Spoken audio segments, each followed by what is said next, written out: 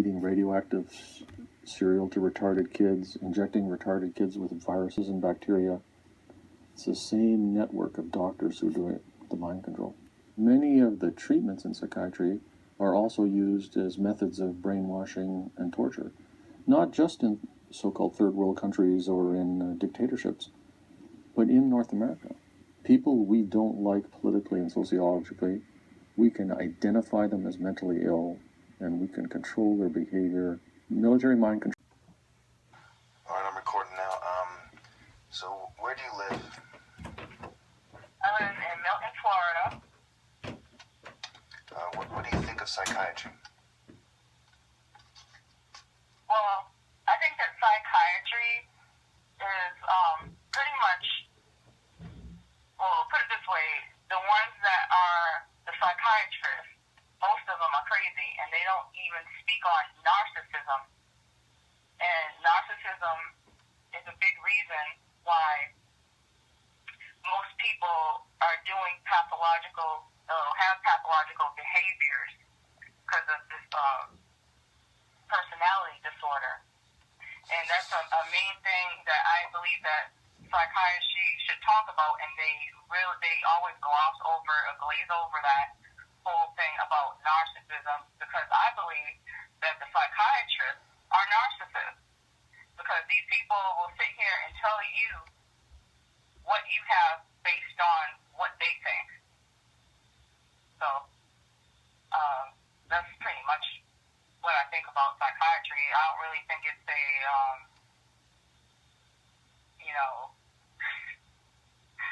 so you can go on to the next question. What do you think of gangstalking or government harassment? I feel that gangstalking is terrorism. It is terrorism at its worst.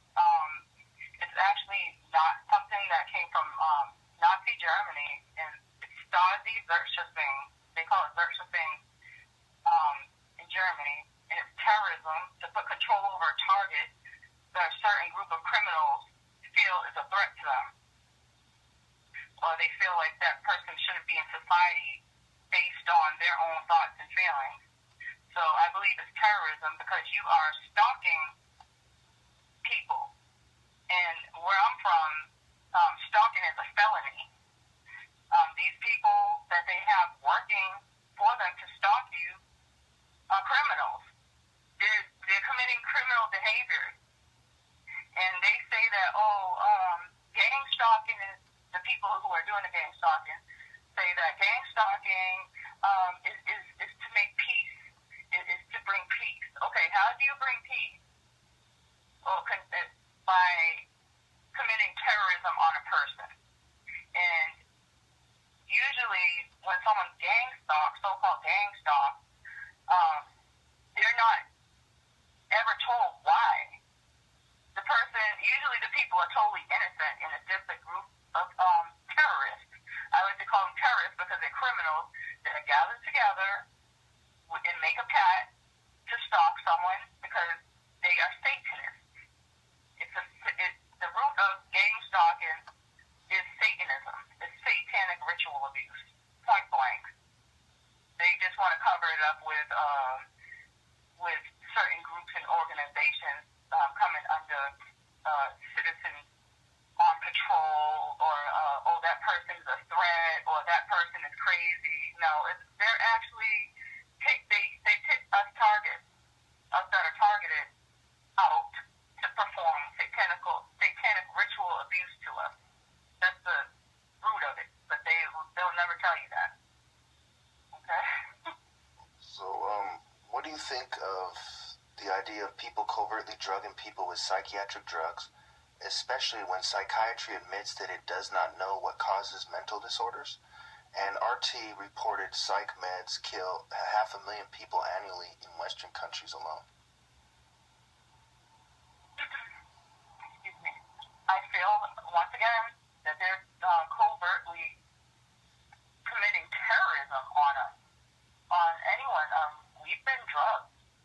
They put poison in our house. Me and my children, my children were drugged.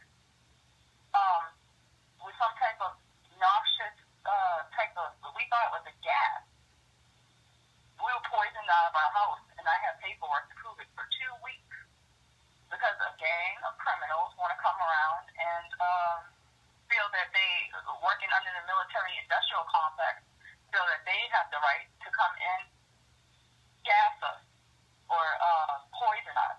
So I feel that drugging people is a crime. It is terrorism. It is forcing your will upon a target that they feel is unfit or they don't like. That someone could be a racist, and just don't like that person and feel they can drug them or kill them. It is terrorism, point blank. All right. What do you think of the misuse of government technology and it being used on political dissidents? Once again, it's a crime and it's terrorism. Using technology to target individuals is a crime. No matter how they bring it and say it to you, once again, that is Nazi Stasi activities. They are trying to bring Nazi Germany to a yard near you. So, like I said, it's a crime and it's terrorism, and it's, the system is about to crash. So it's like a cyber free-for-all.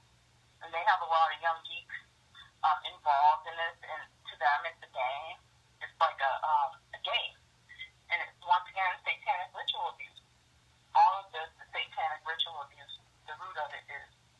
And they're just using other things for cover, like experimentation and whatnot. They're using it all as a cover, but it all goes back to satanic ritual abuse. And them using the technology is, they're using it for exploitation, for trafficking, images, like the NSA. They've done it to me for years, exploited my children.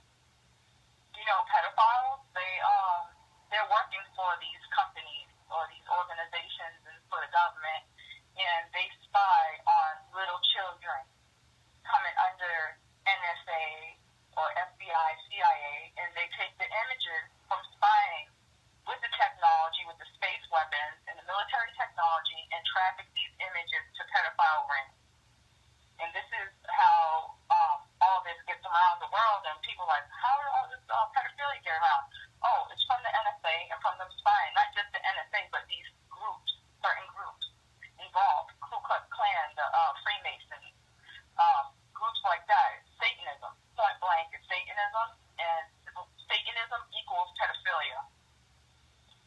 All right. So they're really misusing the government technologies for their own sadistic pleasures.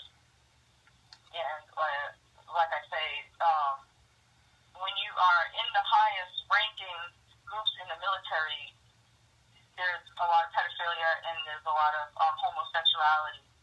And these people are the ones committing these crimes on us and on my family. I am a victim of this. They repeat information back to you about your own children, what they're doing in the bathroom or in bed or what they're wearing for underclothes. Repeat this back to their mother, which is me, and try to get a reaction out of me. And if this happened to like someone that's not targeted, they would probably lose their mind. But this is the whole point of the gang stalking, is to get targets to act out and to do something violent, because they are usually victims of these cyber crimes and weapons, directed energy weapons. So they do this to discredit the target by having the target act out, by imposing their will on them constantly, forcing their presence on them in their home and repeating private information back to me about my children and about myself, trafficking our images and whatnot. Just disgusting and sick. Why do you think people do not believe it?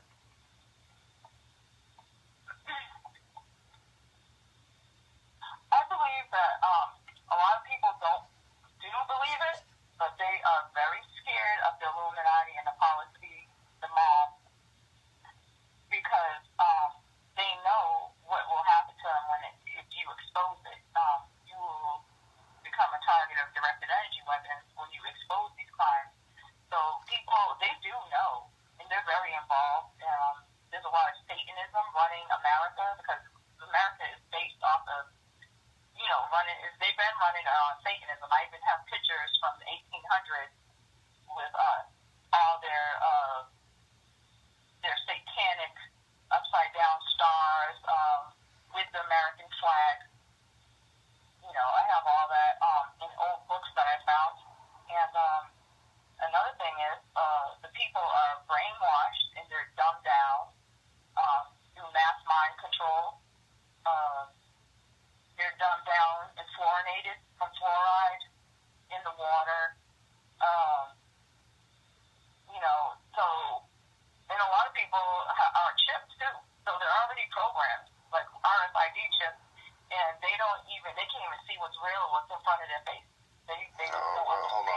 my dad's here.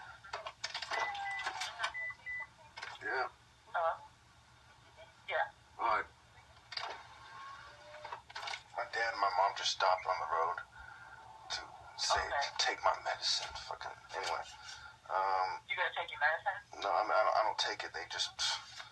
It's a long story. So let's just go. We're running over. So real quick question. It's a two-part question. Just a brief answer because we're going over time. Why do you think they don't accept my top martial arts challenge? And do you see how covertly drugging me can affect my top martial arts challenge and makes it that much more glorious for me to have them hiding? I feel they don't want to accept your top martial arts challenge because you're one of the top martial artists probably in America, and they don't want you to be exposed to the world because when you're targeted, they do not want you to rise, especially if you're so-called Afro-American or African bloodline. Just like during the time when Bruce Lee was here, he was bringing people together through martial arts, and you see what happened to him. He was bringing all types of ethnicities together through martial arts. So that, and they don't want you to. They feel that you probably have too much power, and they don't want you to show it to the world. And so that's probably it. Or maybe they're telling people if they do the challenge with you, you'll get arrested. Because that's what they do to our targets. They go around and tell people that we're under investigation. And we're not under investigation. It's all bogus. So maybe that's it too. But that's about it, really. Do you see how the covert drugging can have a very negative effect on my ability to do martial arts? Yes, because for one, before they started covertly drugging me and hitting me with directed energy weapons to the point that they are now, I was in very physical shape. I was going to be a professional physical trainer, and what they did was start hitting me with direct. I'm the top martial artist in California, and I'm being persecuted for my political views.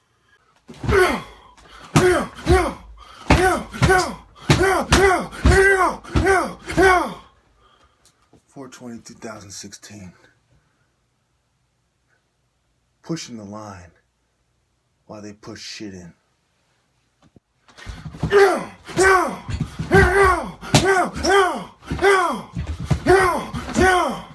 Alright, so this is her son who is aware of what is going on. And we explain to him what it means to be dehumanized. Hi, my name is Elijah. I'm 11 years old, and I don't want to be drugged. I don't want to be dehumanized. So, for those of you who know, I apologize for the quality, but they mess with my, cameras. I'm sure you can probably see right now. They've been hacking my phone and hijacking it and whatnot. And they do not allow me to upload videos from my computer without seriously cyber attacking me. But yes, this is must-see part. The must-see part. This guy's a psychiatrist, okay? There's no way around that he's right about this. It's absolutely impossible.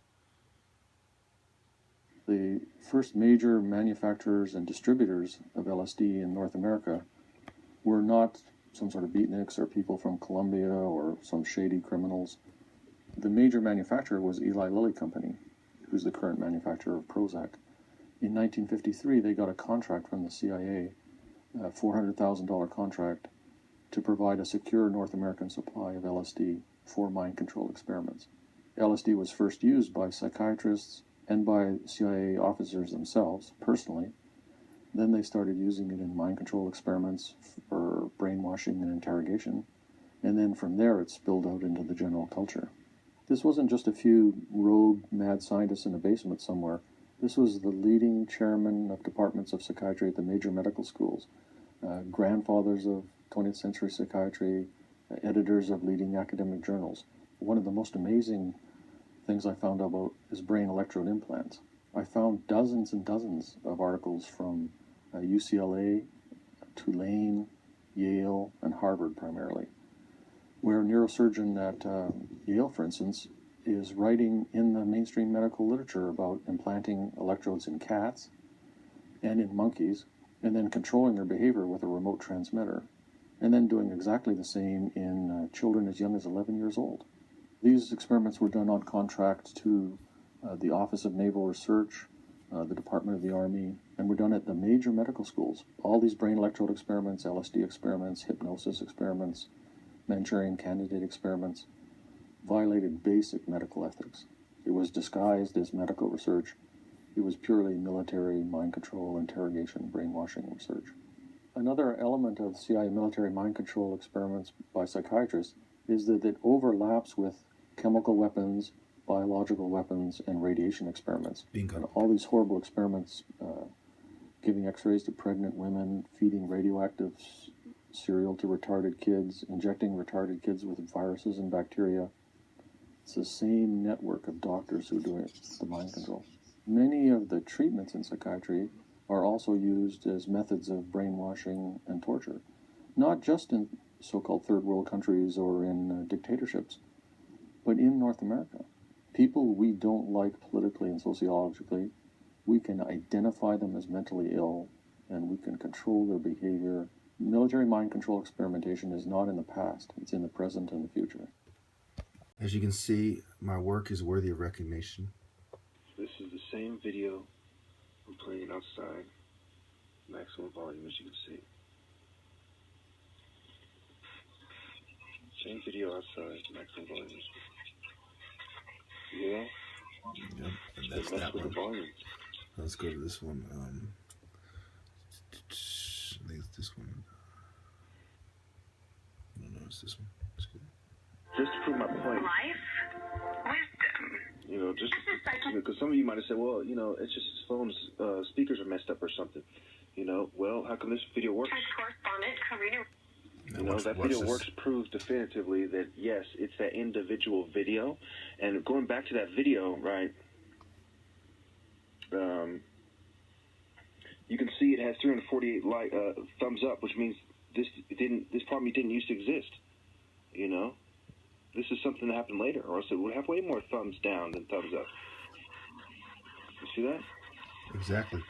And that, my friends, is why I am worthy of the YouTube people are trying recognition to suppress things. in the It's like they're trying to archives suppress of the Horus Order.